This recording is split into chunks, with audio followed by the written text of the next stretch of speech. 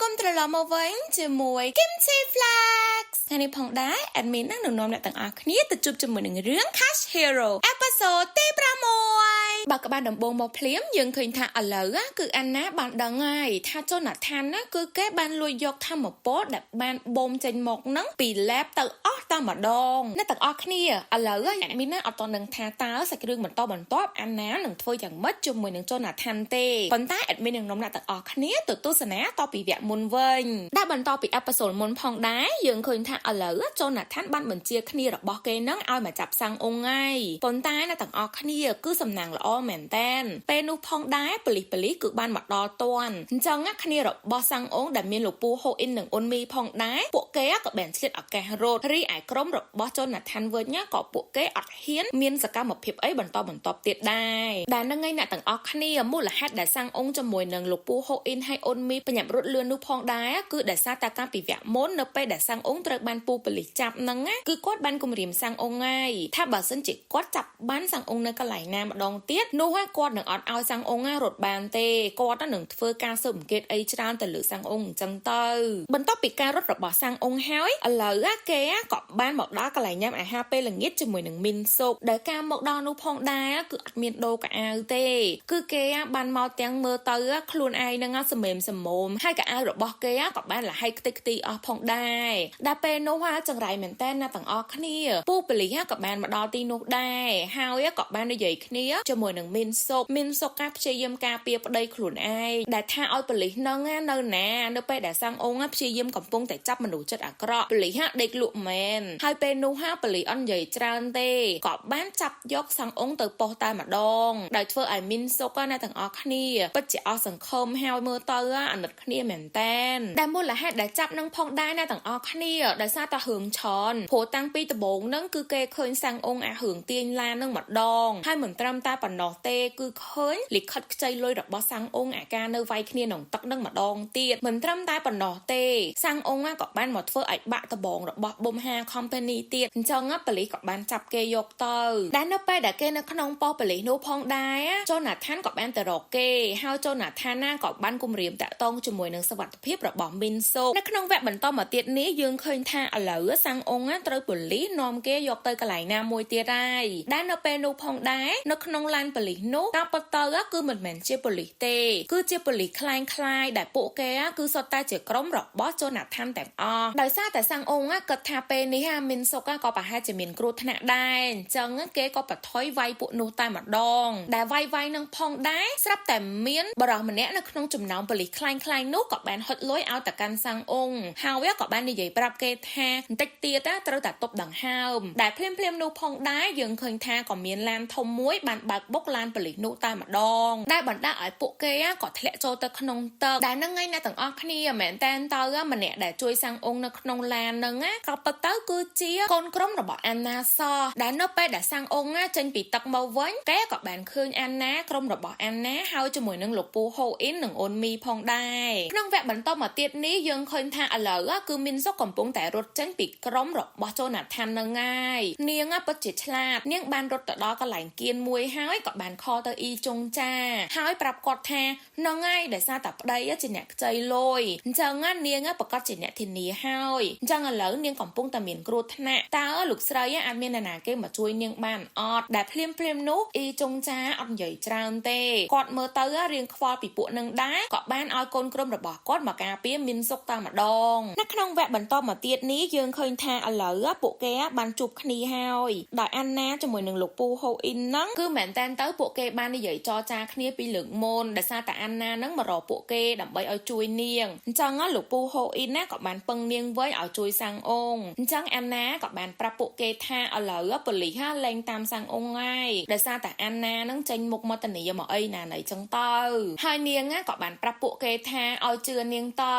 នាងគឺស្អប់ជូណាថានជាងពួកគេនឹង10ដងឯណោះបន្តមកទៀតនាងក៏បានប្រាប់ឲ្យពួកគេនឹងជួយនាងវិញដោយសារតែគេបានគ្រប់ស សន្យាជួយសាងអង្គហើយអញ្ចឹងអាណាក៏បានប្រាប់ឲ្យពួកគេនឹងសម្លាប់โจนาธานចេញតែម្ដងព្រោះថាអាណាចង់ខ្លាយទៅជាអ្នកស្នងតំណែងឪពុករបស់នាងពេញសិទ្ធហើយប្អូនប្រុសរបស់នាងគឺមានគម្រោងអត់ល្អទេដោយគេចង់យកធម្មពលទៅផលិតជាគ្រឿងញៀនដែលអាចឲ្យប៉ះពាល់ដល់សង្គមប៉ះពាល់ដល់មនុស្សក៏ដូចជាប៉ះពាល់ដល់មនុស្សដែលមានធម្មពលទាំងអស់ផងដែរបន្ទាប់មកទៀតឥឡូវយើងឃើញអាណាកំពុងតែប្រាប់ពួកគេទាំង3នោះថាតើត្រូវចេញចូលឬក៏ត្រូវធ្វើម៉េចអញ្ចឹងពេលនោះនាងក៏បានប្រាប់ថាគឺโจนาธานបានយកធម្មពលនោះយកទៅដាក់នៅក្នុងគីមហេបែងដែលមើលទៅគឺជាធនាគារធម្មតាប៉ុន្តែកន្លែងនោះអាចនិយាយបានថាគឺជាកន្លែងសម្ងាត់ក៏ដូចជាកន្លែងដែលផ្ទុកអីគ្រប់យ៉ាងរបស់បំហាគ្រប់នឹងផងដែរប៉ុន្តែកាន់កាប់ដោយប្អូនរបស់គេនឹងជាមួយឪពុករបស់គេអញ្ចឹងទៅព្រោះថាឥឡូវឪពុករបស់គេជឿប្អូនគេអត់សូវជាជឿទុកចិត្តលើគេទេហើយអាណាក៏បាននិយាយបន្តថាគ្រាន់តែថានៅអាគីមហេបែងហ្នឹងគឺពិតជាមានសន្តិសុខខ្លាំងមែនតើអញ្ចឹងតតែពួកគេចូលទៅលាក់បាំងសមាជិករបស់ពួកគេឲ្យបានហើយនាងក៏បានឲ្យកូនសោដើម្បីចាក់ចូលទ្វារទូស្អីនោះឲ្យទៅពួកគេបន្ទាប់មកទៀតនាងក៏បាននិយាយប្រាប់ពួកគេថាប៉ុន្តែនៅតែមានទ្វារធំមួយទៀតដែលតតែមុខរបស់ឪពុកគេ scan បានអាចចូលបានតែនាងក៏នឹកឃើញវិញថាប្រហែលជាមិនអីទេព្រោះថាក្រុមពួកនោះគឺសិតតែជាក្រុមវរៈបុរសទាំងអស់របៀបថាដូច hero ដូចអីអស់ចាងអញ្ចឹងដែលហ្នឹងឯងណាទាំងអស់គ្នានៅក្នុងវគ្គបន្ទាប់យើងឃើញថាអ៊ុនមីហូអ៊ីនជាមួយនឹងសាំងអ៊ុងគឺកំពុងតែជជែកគ្នាដែលពួកគេបានប្រាប់ហេតុផលរៀងខ្លួនថាហេតុអីបានពួកគេនោះគឺព្រមចូលរួមជាមួយនឹងអានណាហើយហេតុផលរួមតែមួយនោះគឺដោយសារតែពួកគេគឺមានគោលបំណងចង់កម្ចាត់โจนาธานចោលនៅក្នុងវគ្គបន្ទាប់យើងឃើញថាឥឡូវមីនសូកាក៏បាននិយាយជាមួយនឹងសាំងអ៊ុងដែលសារតែមីនសូកាគឺអត់ចង់ឲ្យសាំងអ៊ុងទៅចូលរួមជាមួយនឹងបេសកកម្មនោះទេដោយសារតែវានឹងគឺគ្រោះថ្នាក់ហើយមីនសូកាក៏បាននិយាយបន្តថាតាក់ទងជាមួយនឹងសាំងអ៊ុងខ្ចីលុយជាមួយនឹងចុងចាឬក៏សាំងអ៊ុងធ្វើអីក៏ដោយគឺគេអត់ប្រកាន់ទេគឺគេអូខេជានិច្ចប៉ុន្តែសម្រាប់រឿងគ្រោះថ្នាក់មួយគឺគេអត់ព្រមទេសាំងអ៊ុងរបស់យើងក៏បានឆ្លើយតបទៅកាន់ប្រពន្ធវិញថារឿងអីក៏គេអាចអត់បានដែរប៉ុន្តែសម្រាប់តែរឿងនេះមួយគឺអត់អាចធ្វើបានទេព្រោះថាគេពិតជាខ្វល់ខ្វាយទៅដល់សន្តិភាពរបស់មនុស្សទាំងអស់នៅក្នុងប្រទេសរបស់គេណាមួយគេពិតជាចង់រស់នៅជីវិតធម្មតាមែនតែនប៉ុន្តែបើសិនជាពួកនោះនៅគេអត់អាចធ្វើអញ្ចឹងបានទេអញ្ចឹងមានតែកំចាត់ពួកនោះសិនលឺអញ្ចឹងហើយមានសុខក៏យល់ព្រមហើយគេក៏បាននិយាយថាហ្នឹងហើយអញ្ចឹងពេលចប់រឿងទាំងអស់នោះគេមានរឿងកំ ប្លែងមួយចង់ប្រាប់សាំងអងដែលឲ្យសាំងអងនឹងចាំសិនទៅបន្ទាប់ពីនោះហើយយើងឃើញថាព្រឹកឡើងដោយសារតែការបារម្ភចំពោះប្តីមានសុកក៏បានចេញមុខទៅខ្ចីលុយអ៊ីចុងចានឹងមកឲ្យប្តីតែម្ដងអ៊ីចុងចានោះដំបូង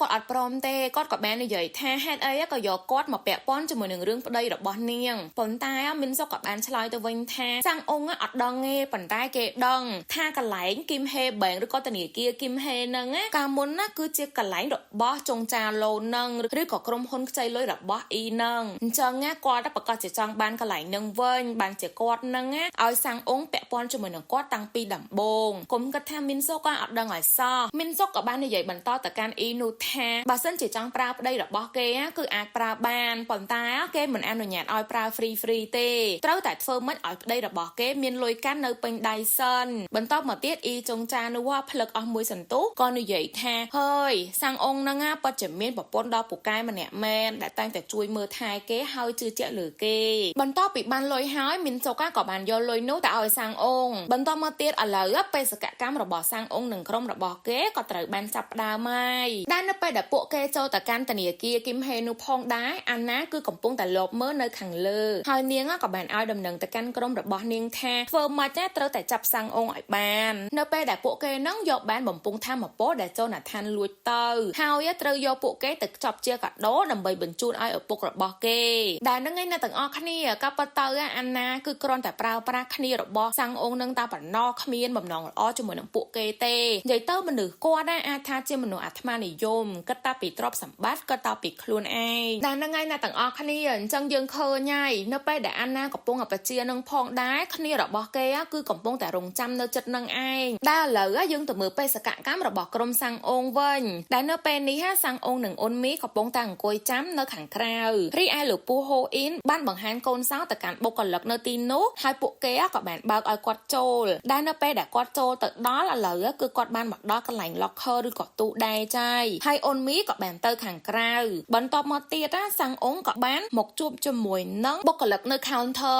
ឬក៏បុគ្គលិកដែលទទួលភ្ញៀវនឹងហើយបន្ទាប់មកទៀតបុគ្គលិកនោះក៏បានសួរទៅកាន់សាំងអ៊ុងថាគេឈ្មោះអីសាំងអ៊ុងក៏បាននិយាយថាអត់ចាំបាច់ប្រើអត្តសញ្ញាណប័ណ្ណអីទេគេមានឈ្មោះថាកាងសាំងអ៊ុងដែលអ្នកណាក៏ស្គាល់គេដែរដែលនៅពេលនោះផងដែរបុគ្គលិកនោះក៏បានចុចប៊ូតុងមានគ្រោះថ្នាក់ដែលធ្វើឲ្យភ្ញៀវគឺរត់ចេញទៅក្រៅអស់ហើយនៅពេលនោះផងដែរអូនមីគឺគេកំពុងតែញ៉ាំនំប៉័ងហើយក៏បានបញ្ជាឲ្យបិទទ្វារបិទអីទាំងអស់តែម្ដងចិត្តឈឹងតែម្ដងដែលនៅពេលដែលចុចប៊ូតុងនោះផងដែរធ្វើឲ្យមានសំឡេងដែលប្រាប់ថាទីនោះកំពុងតែមានបញ្ហាហើយដែលធ្វើឲ្យក្រុមរបស់ជូណាថានណាគឺចេញមកឡើងពេញនឹងដែលភ្លាមនោះពួកគេក៏បានភ្ជង់ទៅសាំងអ៊ុងហើយសាំងអ៊ុងអត់បានភ័យទេក៏បាននិយាយទៅកាន់គ្នារបស់គេថាតើរាល់គ្នារួចរាល់ហើយឬនៅហើយសាំងអ៊ុងក៏បាននិយាយទៅកាន់គ្នាគេថាទាំងអស់គ្នាត្រៀមហើយឬនៅបន្តមកទៀតបេសកកម្មក៏បានចាប់ផ្ដើ